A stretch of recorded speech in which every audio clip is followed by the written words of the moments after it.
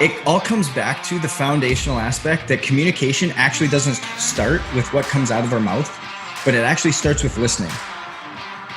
When I became really transparent and honest with them, they weren't ready for it. So it was what I called haymaker communication. That's what communication is.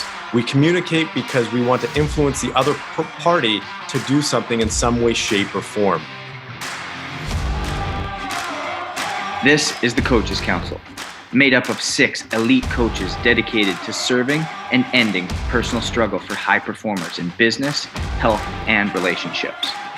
As a collective, we have built and helped build 6, 7, and 8-figure businesses, dominate in multiple industries, coached and played in professional sports leagues, and developed some of the strongest and most intimate relationships, both professional and personal. This isn't your average podcast. It's for the hungry, the dedicated, the doers, for those that have a dream and truly want that dream to become reality.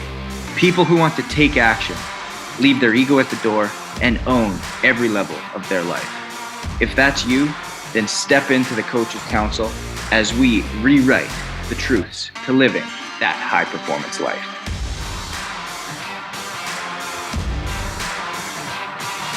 Welcome back to another week of the Coaches Council. And John, Brian, Pradeep, and Drew, thank you guys for joining me. It's, again, always a pleasure to see your guys' shining faces. And Drew, you're looking mighty fine after your 100 miler with I see you've gotten back into the gym because the biceps are now popping again. So today it's all about power of communication. And I don't care if you're a business owner. I don't care if you're a gym owner. I don't care if you're a teacher. I don't care if you don't have a job. Communication is the foundation to moving forward, foundational to everything that we do in life, because anytime that you have to interact with people, even if you're doing an online business, it's all about communication. It's all about being able to articulate yourself and get your message across to the people that you are serving. Now, we all have different businesses. Brian, you're very much in person with people. Pradeep, you have a combination of both. Drew, you're very, and same with Craig, you're very present online. So I think hearing just the combination of how we use communication and the effectiveness in it in building businesses and creating relationships can create that powerful effect in what we're trying to accomplish. Now, Drew, what is it that you found that has really been able to effectively drive your business online in learning how to communicate effectively with people? Communication is one of those things that's always evolving, especially with social media nowadays. The way we communicate is so different, right? You look at a text message of how you talk to people now versus, the way you would talk in person face to face is totally different. And now people are saying LOL, as if it's like a word, right? And so communication is always evolving, and it's evolved even since the time I started Fit to Fat to Fit back in 2011 to now to, find out what's engaging to people. And you realize that for me, from my perspective, people's attention span has shortened completely. and it's a product of social media, right? We can't last more than 5 to 10 seconds of seeing the same thing. It's every 3 seconds. If you notice on reality TV shows or TV or YouTube videos, every 3 seconds, it's something new. It's something flashy. It's something attention grabbing. And so the way we communicate nowadays is just so different than what it was. I think that's why our parents' generation probably doesn't understand half the stuff we say because it doesn't make any sense to them. But I think each generation has evolved in the way they communicate. And so for me personally, how it looks for me now is, through social media, it's different because you're adding an image with text, right? And that's how we communicate instead of just me being on a YouTube video and just talking the whole time. It's a little bit of video, but it's a little bit of written context. And you notice the way that we look at the paragraphs or the sentences that are written. It's not like us writing an essay. It's one-liners, catches people's attention, and then from there it draws them in. And the way it's spaced out makes a big difference, right? So if you just write a big, 10-paragraph, essay on your Instagram post with no breaks, no spaces in between, no one's going to read that. It's got to be, pretty to the eyes. And then I feel like that's how communication has evolved. And so for me, I don't consider myself an expert. I really don't. But I think to your question, you're talking more specifically about in business and on social media, online. It's different versus if it's face-to-face and we're in a business meeting. I'm going to communicate totally differently than I would if I'm going to write a social media post. And so it's just knowing your platforms, knowing your technology that you're using, and knowing what works well. And so you're always guessing, you're always evolving and upgrading as things happen. And I think the best advice is to be fluid and flexible, and don't think that the way you do it now is the way it's going to be done in 2 to 3 years. So if you want to stay relevant, it's important to know the trends of the times so that you can adapt and evolve and see what's working, what's not working anymore, and throw away the old stuff that doesn't work. And I think Gary Vee is a great example of that, of being able to adapt to each platform that he uses, whether it's TikTok, whether it's YouTube, whether it's Twitter. And it's like different languages that we're learning almost. Each platform has their own way of communication. And it's just understanding and knowing each platform and what works well in all those platforms. And like I said, I'm not an expert, but I'm a student. So I'm always trying to learn. And that's what's helped me, I think, somewhat stay relevant over the past 10 years. Well, just on that note, Drew, what do you think? All of us are within our, whether it's 30s or 40s, and we're within that age group where we're seeing that transition. How are you finding it? Because I get a little bit frustrated sometimes with, you can say, the shortness of communication. And I would even say, in a lot of respects, maybe it seems like it's not miscommunication, but a lot of stuff is being missed out now, because with social media or texting and all that kind of stuff, it's easy to respond or reply. But I don't find that a lot of people actually get the core piece of the communication. 100%. And I'll tell a little bit of a personal story of why I dislike the modern form of communication, because so many things get misinterpreted through text. So if I text my girlfriend and I say something, she might interpret it a totally different way than I intended, and then I'm in trouble, and then she's offended and she's mad, and I'm like, what are you talking about? I just said this. And same thing with social media. You see social media arguments going on because it's hard to get everything out in written form of what you're trying to say, because it's so easy for someone to, interpret, see that text, interpret it how they think, versus if you're talking face to face, they would see your body language, they would see, your emotions as you're talking. They can't see that when it's in a written form. And so it's complicated and it's frustrating, to be totally honest with you. I don't think it's the most effective way to communicate. But sometimes it's all we have. And that's why I'm a huge fan of the 4 Agreements. The book I think every human should read is don't take things personally and don't make assumptions. This is why so many social media posts turn into arguments, is because people take things personally and they make assumptions about what that person's saying. They judge them, they put them in a box, and they label them a certain way. And then therefore, everything's taken out of context and totally misinterpreted. And so it is frustrating. I don't have an answer for it, to be honest with you, but it's just one of those things that first of all, I don't engage on social media. If someone's like, Drew, you're fat, you're stupid, you're dumb, for me, I know not to take it personally. The old version of myself probably did, though. Well, I was just going to say, based on, you see what's happening right now with this whole Black Lives Matter and this whole movement, now you see people arguing in all fronts because someone will post something and they're taking it in a completely different context. And now people are arguing about, okay, Black Lives Matter, all lives matter. It just becomes this massive chaos when it comes to communication, when I think essentially what everybody's trying to say is pretty much the exact same thing, is that we all need to treat each other a little bit better. The big thing that you're talking about there, Pradeep, is it all comes back to the foundational aspect that communication actually doesn't start with what comes out of our mouth, but it actually starts with listening. And listening skills are never spoken about. They're never enhanced. They're never worked on. But it comes down to, what can I say that can get the sale? What can I say that can encourage somebody? What can I say, instead of actually just listening, exuding a little bit of empathy, exuding a little bit of transparency, altering the way that maybe your point of view has been positioned, and really listening to what that person has to say, pausing, absorbing it, and then communicating it. And we lose that through social media. We lose that opportunity because how often you get through a message or you get halfway through and you're like, oh, I know what they're going to say. And you're already typing a response, or you're listening to what somebody else has to say if you're in person, and you've already got your response like on the tip of your tongue. It's the moment there's a pause, a break, I'm interjecting because I know what I want to say. So it's that listening skill in communication that creates the power to have a, for lack of a better word, powerful conversation. Now, Craig, you are so present online, but also so present in person through your Zoom masterminds, obviously right now due to COVID, but even your in-person masterminds. What have you had to do to make sure that that communication is effective and powerful?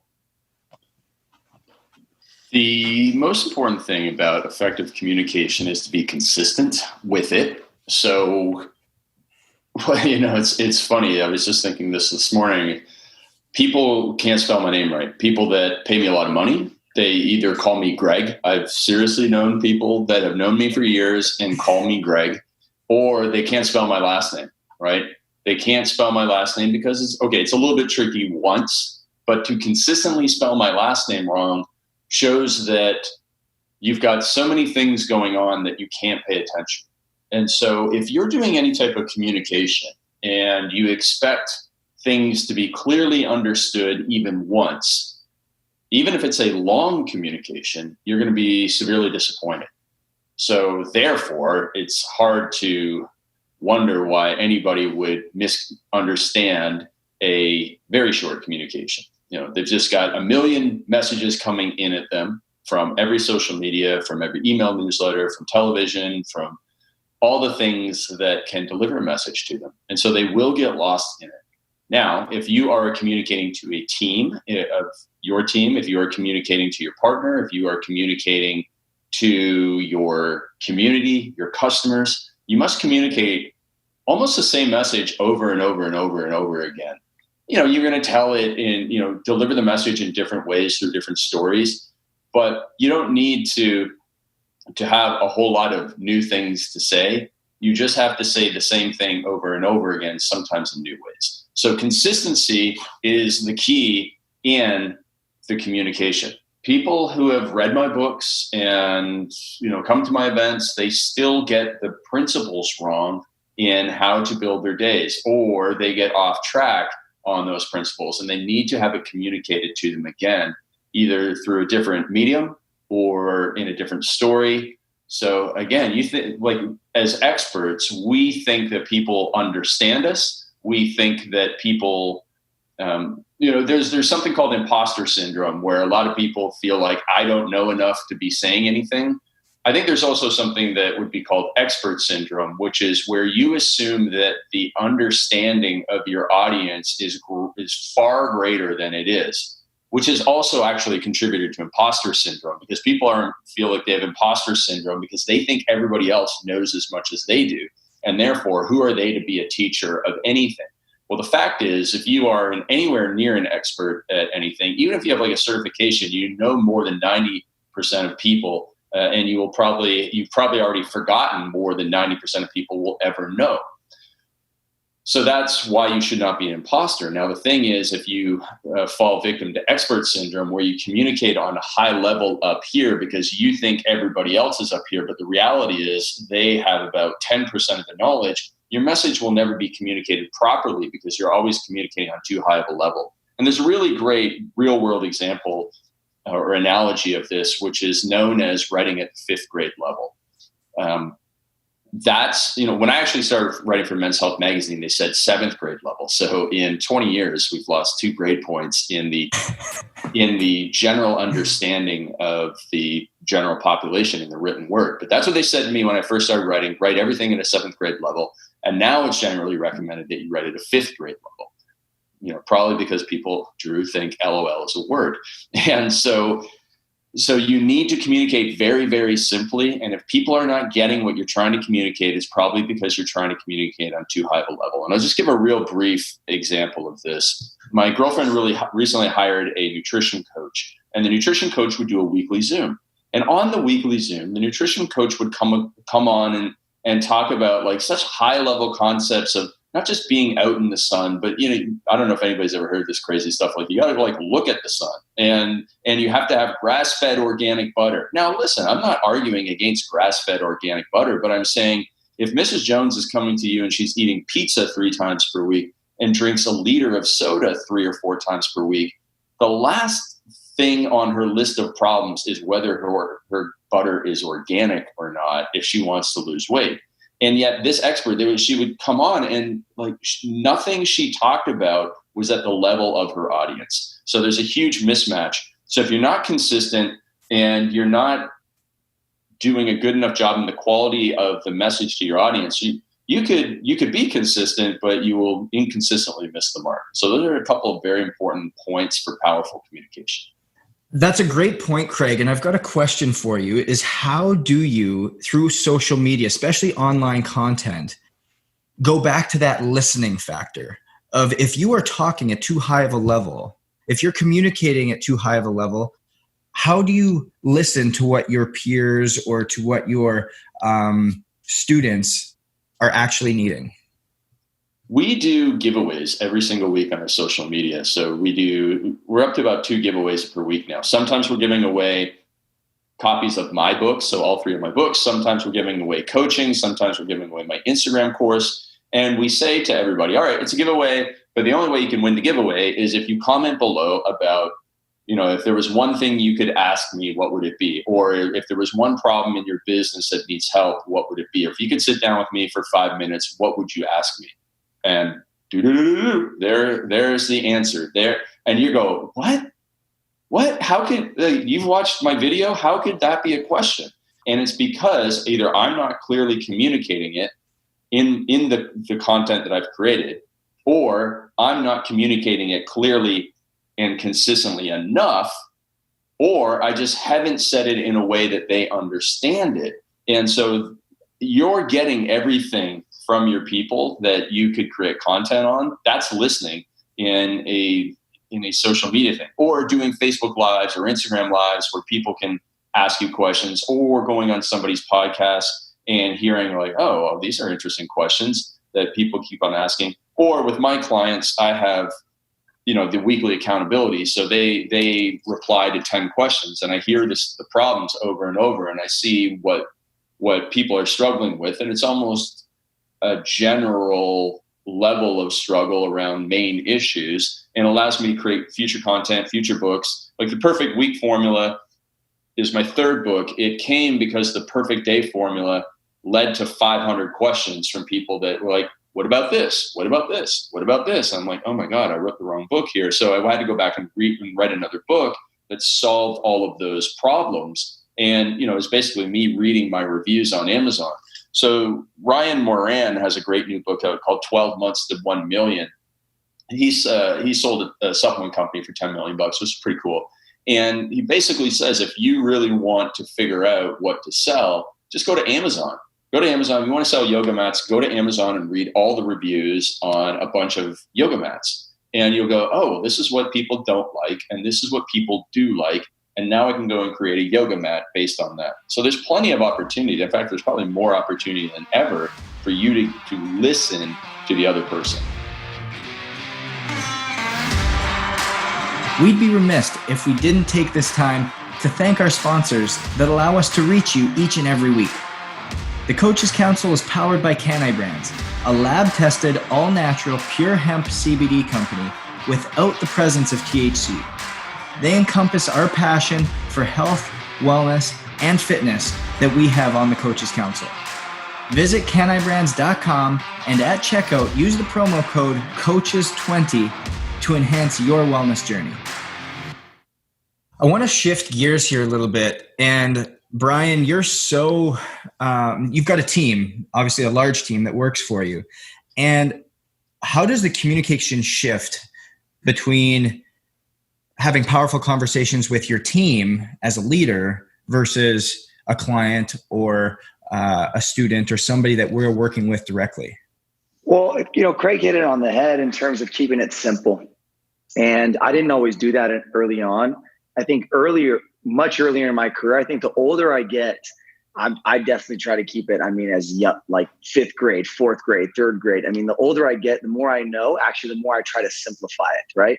And that's actually good for me because it means that I really understand this more to simplify it with the people you're talking with. So it's understanding different stuff, right? They're two different things. Serving your clients, it's about maximizing their experience. So when you're serving clients, what are we really trying to do is that we're really trying to take the think out of it. So if I'm serving somebody and I'm making them think a lot, well, then I don't provide much value to them, because now I'm complicating the process, because that's what they're paying me for. They're paying me for them to come in, have a great experience. So if I'm making them think too much or work too hard, then my value becomes really little to them. So to Craig's point, not with the nutritionist, we can't complicate it. And I'll give a quick example. A couple of years ago, this is a real transparent example. A couple of years ago, we had all this nutrition stuff and these books and things we would give, to people when they first started. And I remember asking our staff, and these are, trainers, professionals, experts, right? I say, how many of you guys eat like this? Like in this book, this is like perfect. I mean, there's no room for error whatsoever. And this is like this perfect meal plan. And nobody raised their hand. And I said, it's like expecting a kindergartner to learn calculus in one day. It's so much. How could we expect that nobody in here, but this is our job full-time, eats this perfect? And it's too much. And so that's the biggest thing, is that with clients is you got to keep it simple, and you got to make it around the experience in which they want. Now, obviously it's different for different clients based on their level and their experience of that they've been doing something. So you keep it in terms of that. When it comes to staff, everybody is different, but there's a formula in which that's really worked for me, because early on in my 20s, and I'm not, I'm 36 now, but 10 years ago when I first started the company, it was very much kind of like guns a-blazing, kind of a lot of the football mentality, head coach, this is how it is. We can just get after it, team. Like, that shit doesn't work. Definitely not in a professional setting, not at least in our professional setting. And so, for us, the formula is when it comes to, it's all about accountability. Real communication is about accountability, and conversations are hard. They're only really tough when there's a lack of accountability at the top. So when those conversations aren't happening much, and there's not a level of accountability, then the conversations become really hard. But what accountability is, it's about, number one, is about transparency, like being honest, just calling it what it is, being honest, being transparent about what's the reality, not being objective, not making it personal or subjective. Like, let's be transparent in the situation. The second thing is, as Craig talks about consistency, like you can't have good communication without being consistent. Now, you look at consistency saying, hey, we meet maybe we meet every week. That would be an example of consistency. But the second thing is, then I would say, if you want to enhance your communication, is you increase your frequency. Now, you don't want to increase your frequency before your consistency. You want to have the consistency there, so that way it's good. And once you see, hey, look, we're good. We're good meeting once a week. Then you've got that down, so people know that you're going to be meeting and having those conversations. Then you can increase your frequency a little bit more by having those conversations with them, or it becomes more specific things. And then the fourth thing is that compassion and respect. It's the empathy, right? And it's the three L's we talk about in our business, which come to communication. As you said, Justin, which is spot on. Listen. Our second thing is learn, and then we lead. So we got to listen first. All these things, great points, asking the questions, whether that's on social, on Instagram, getting the feedback. What are people complaining about, reviews, all that type of stuff, or what do people want? You get a chance to learn. That helps drive in terms of a little bit of the things that you want to communicate. But that was the biggest thing for me, those first four, was that, the best analogy I can give with communication, where I'm going to give you my mistakes first, because I think that probably people may be doing this as well. The biggest mistakes I have was I was throwing people, when I would communicate early on with my team, I wasn't consistent enough. I wasn't frequent enough. And then when I became really transparent and honest with them, they weren't ready for it. So it was what I called haymaker communication. Like, even though they needed to work on these things, I would come out of them like once a month and be like, hey, Drew, we got to fix this.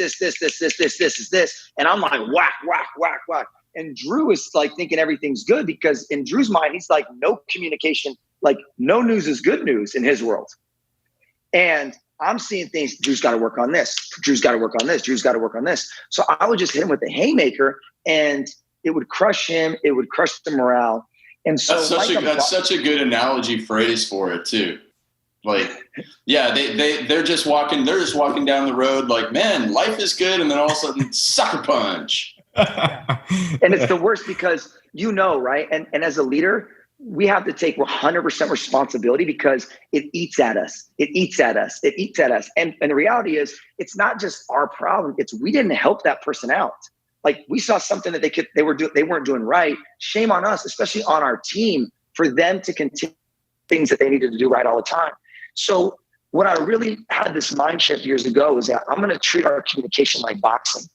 You see, like, if a boxer just does shadow boxing all the time and they just feel really good, like, I'm just shadow boxing, I'm good, but they never get in the ring and throw any jabs or take any hits. Well, then the first time they get in the ring, they're going to get their ass knocked out and be like, screw this, like, this is tough.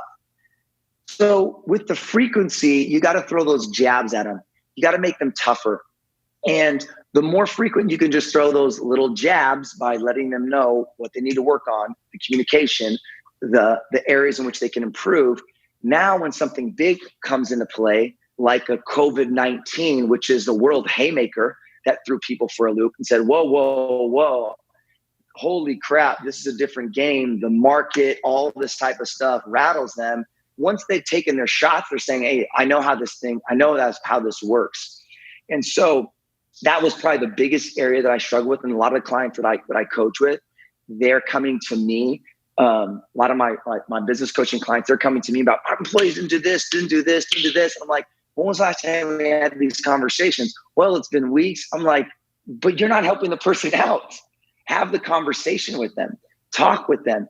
It's that mind shift because, one, you don't want to bear that stress. And two, you want to help the other person out on the team. And so, be honest, be transparent. That's the ultimate form of respect that you can give somebody.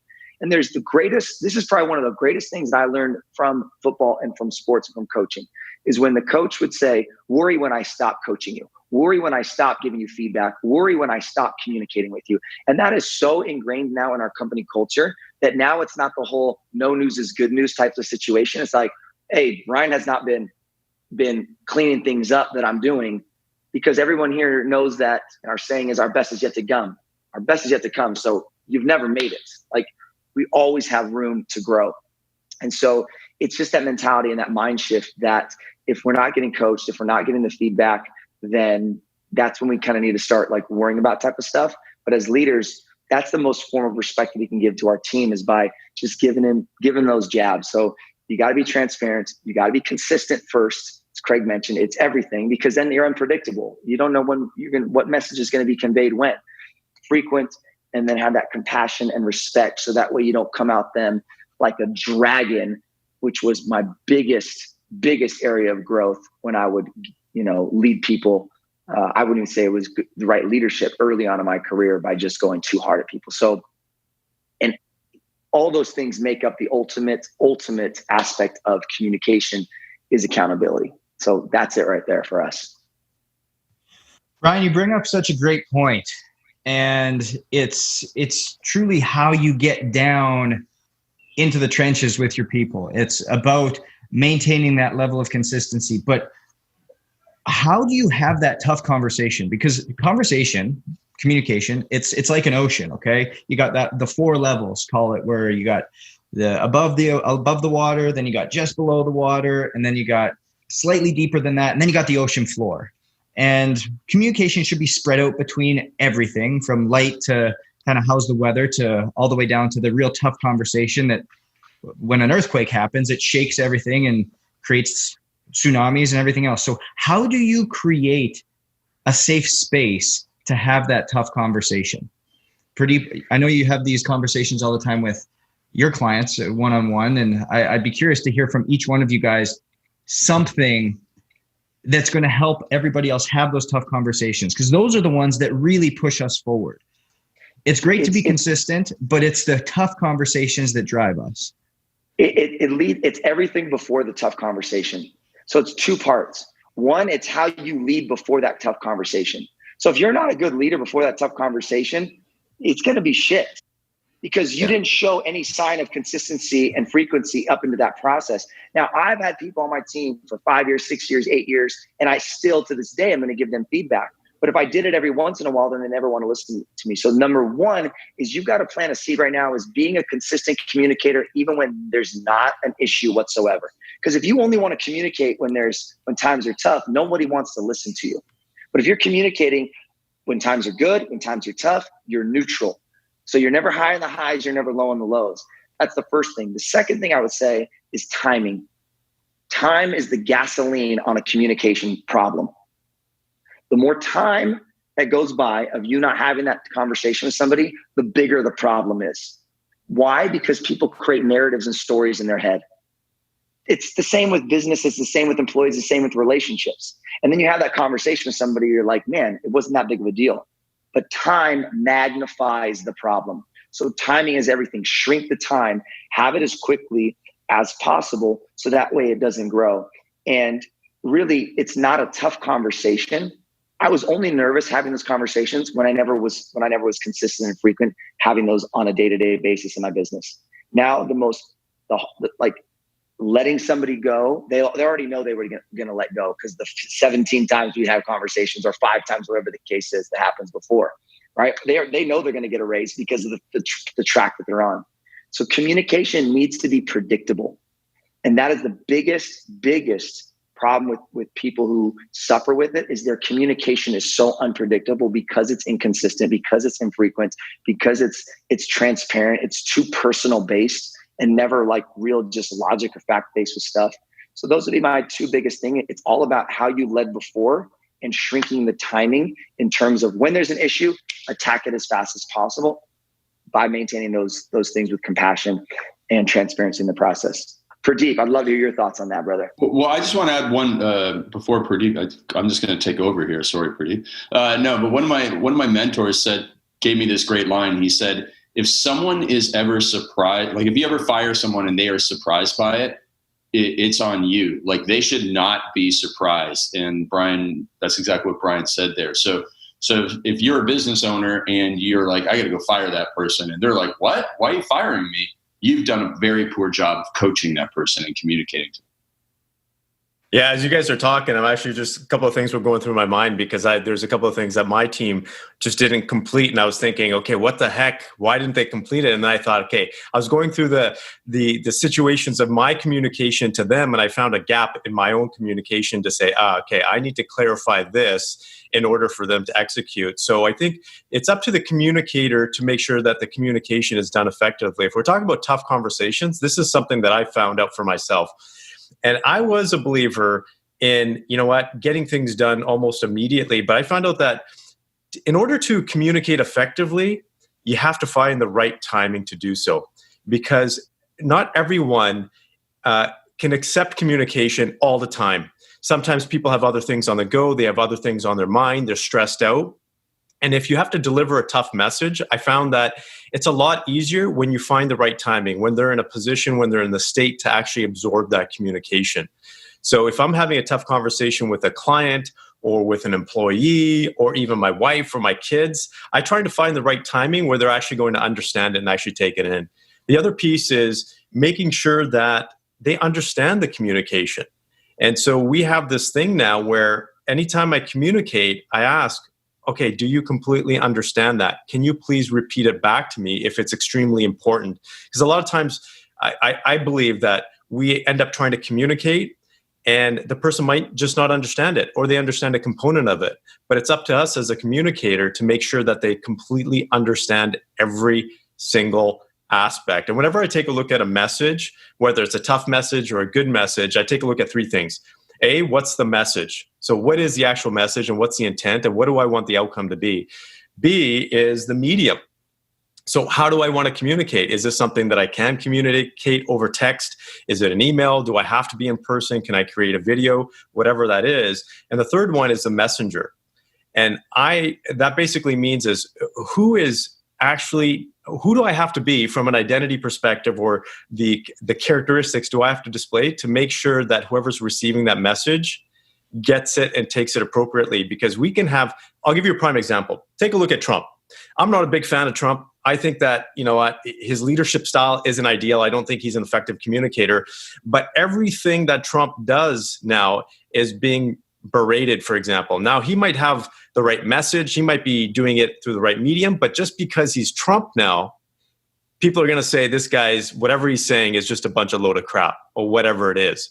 So we got to take a look at those three aspects. And ultimately, here's how I see communication in any standpoint as well, is it's a form of influence. That's what communication is. We communicate because we want to influence the other party to do something in some way, shape, or form. And so if we take a look at it from that standpoint, I think we just need to make sure and take the ownership, as you guys have talked about, especially Brian, is accountability. Everybody has a part to play in communication, especially the person that's actually communicating. That's exactly it. And I mean, Brian summed it up so well when he said his 3 L's. You first off have to listen, understand what the other person's saying, give them their space, give them their time. And then you take what they say and you learn from it.